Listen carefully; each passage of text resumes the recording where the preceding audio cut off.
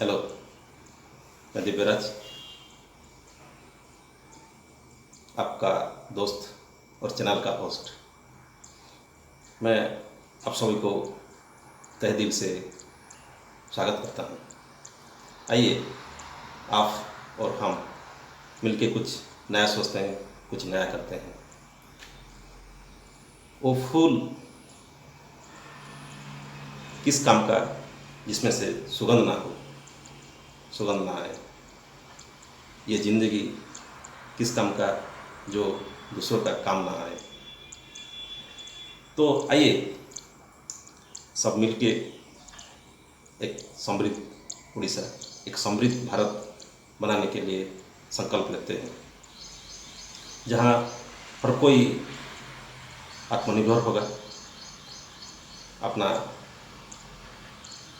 पहचान बनेगा, तभी तो देश का छवि बदलेगा। जय भारत। हाँ, और एक चीज़ मैं कहना तो भूल गया, तो आइए